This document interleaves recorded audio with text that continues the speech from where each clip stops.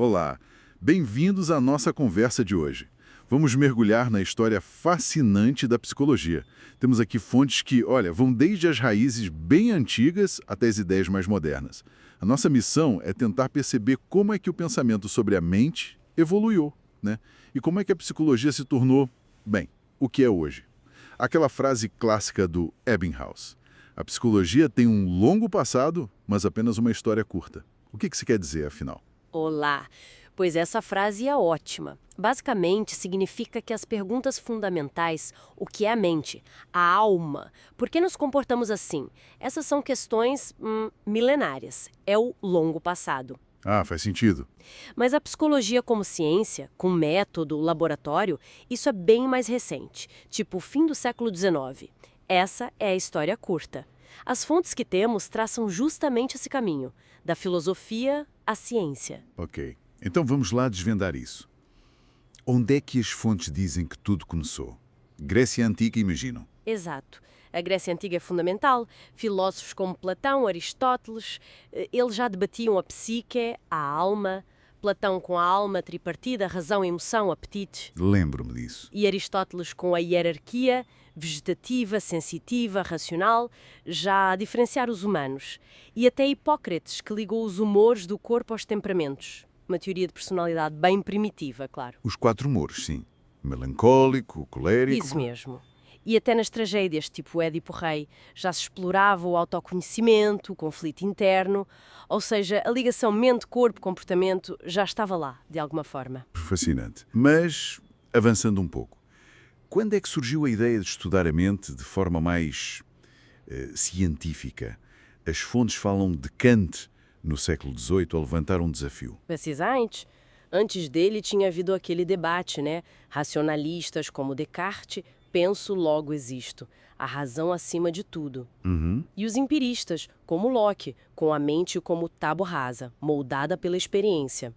Mas Kant foi crítico. Ele questionou se a psicologia podia mesmo ser uma ciência. Como assim? Por quê? Porque ele achava que os processos mentais, por serem internos, subjetivos, não podiam ser medidos, matematizados, como na física. Foi um obstáculo teórico importante. Ok, isso é um belo desafio. E como é que você respondeu a isso? Como é que a psicologia se tornou ciência, então? A resposta veio no século XIX, com a psicofísica. Investigadores como Weber e Fechner fizeram algo bem revolucionário para a época. O que exatamente? Começaram a medir a relação entre um estímulo físico, tipo um peso, e a sensação que ele provoca. Quantos gramas a mais são precisos para eu notar a diferença? Ah, a lei de Weber Exato. e a lei de Fechner. Encontraram padrões matemáticos. Isso foi crucial. Mostrou que, se calhar, a mente não era assim tão imensurável. Abriu a porta. E essa porta levou? Wilhelm Wundt. Ele pegou nessa ideia e, em 1879, criou o primeiro laboratório de psicologia experimental. O objetivo era estudar a experiência consciente de forma científica, com métodos controlados como a introspecção. Aí sim começa a história curta. Wundt, o fundador. Mas pronto, o século XX trouxe grandes mudanças, certo? As fontes falam muito de Freud e do behaviorismo. Se completamente. Foram duas ondas gigantescas. Freud, com a psicanálise, mudou o foco para o inconsciente. A ideia central era que forças ocultas, desejos reprimidos, conflitos internos e de ego-superego é que moviam o comportamento, muitas vezes com origem na infância. E usava métodos como a associação livre, né? Não. Vindo de casos como o de Anna O. Isso, para tentar aceder a esse material inconsciente. Mas depois, como reação a essa coisa tão interna, tão invisível, surgiu o behaviorismo. A oposição total, imagino. Sim, Pavlov, Watson, Skinner. Eles disseram basicamente: não queremos saber da mente do que não se vê. Vamos focar no comportamento observável.